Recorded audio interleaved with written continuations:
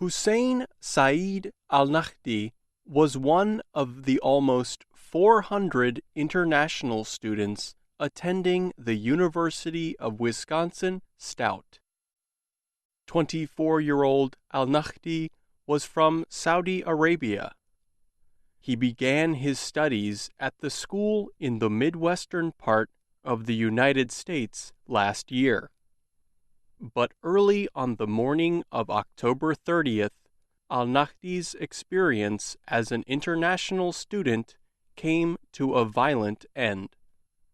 An unnamed attacker beat him until he died outside a restaurant in the city of Menomonee. A few weeks later, police announced they had arrested a suspect. They said they do not believe the attack was a hate crime or a crime influenced by race. But events like the attack in Wisconsin have raised concerns for many international students living and studying in the U.S. Study in the USA is a company that supports international students who want to study at American colleges and universities.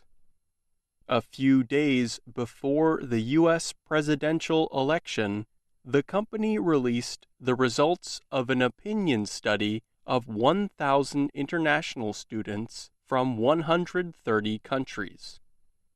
Over 65% of the students said they would be less likely to study in the U.S. if Donald Trump were elected president. FPP EDU Media also works with international students. The company released its own survey of 40,000 students in June.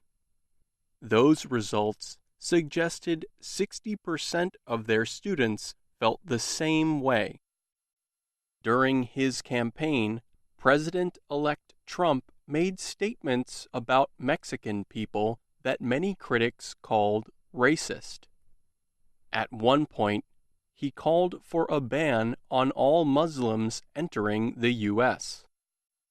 The Southern Poverty Law Center is a civil rights group based in Montgomery, Alabama. The group says it has received 437 reports of incidents of intimidation and harassment in the 6 days following the election.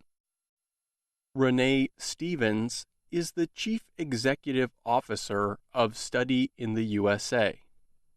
She says international students and their parents are worried. However, she is also hopeful.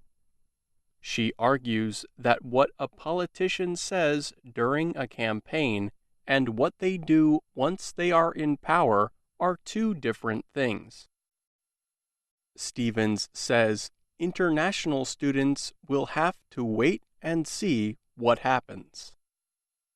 It's early days, and until we know something more about any policy changes, then I think we just have to really emphasize that and hope that our education system will continue to be how it is right now. So right now, we're just trying to reassure students that nothing has changed. U.S. campuses are still safe, they're still open, they're still diverse, and you still get a fantastic education. Other experts say there has never been any real threat to international education. The Institute of International Education is a nonprofit organization that studies and supports international student exchanges. Together with the U.S. Department of State, the IIE releases a report every year on the number of international students in the U.S. The 2016 Open Doors report says about 1,044,000 international students attended American colleges and universities last year. That is a record number. Peggy Blumenthal is an official with the IIE. She says the organization has been recording international student numbers for over 90 years. She says international students are mostly concerned with the quality of the education they can get in the U.S.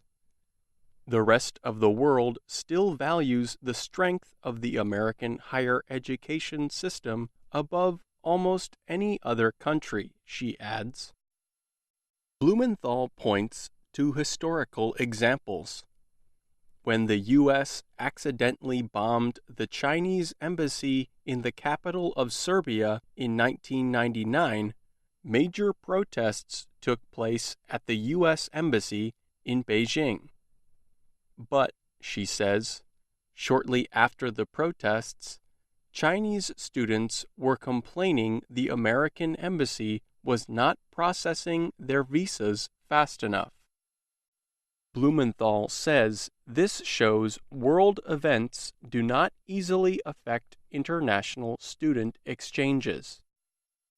International students really value their opportunity to study in the United States.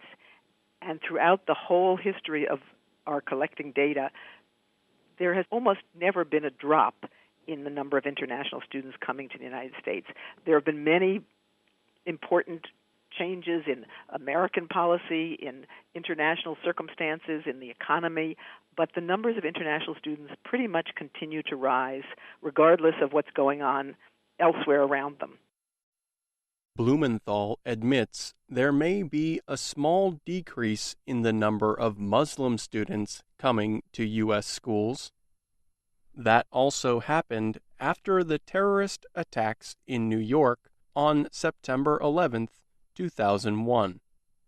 But she says a decrease in students from one country is often balanced by an increase in students from other countries. Foreign students bring a lot to the economies of many towns and cities across the U.S. The U.S. Department of Commerce says international students added about $30 billion to the U.S. economy in 2015. Blumenthal argues that no politician is willing to risk losing that. However, Philip Altbach remains worried. Altbach is the director of the Center for International Higher Education. The center works through Boston College to research and support international study. Altbach says there are examples of decreases in international study in other countries. He notes the major decrease of Indian students studying in Australia after several Indians were attacked there in 2009 and 2010. He also says the language Trump and his supporters used during the campaign has lowered the world's opinion of the U.S.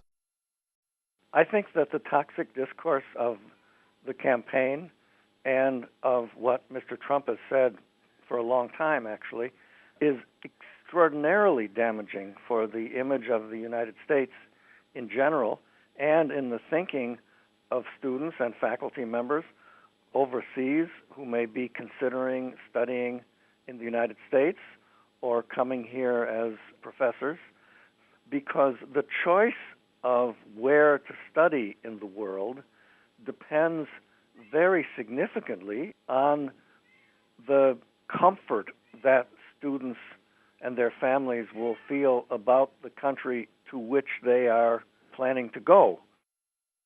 Altbach says international students and professors bring different perspectives to the universities where they study or teach. Losing them would cost the American students a lot, educationally and financially.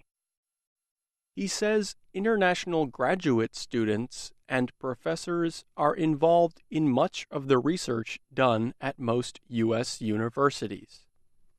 Also, decreases in international student numbers may not affect large, well-known universities, he says, but many others need international students to pay the full price to attend. Having international students pay more makes it possible for schools to let American students attend at reduced cost, he says. Altbach admits there is no way to know what will happen until the new administration takes office. But until then, universities must make clear public statements saying they will support and protect international students. If not, Altbach says, America may no longer be the first choice for people seeking the best education in the world. I'm Pete Musto.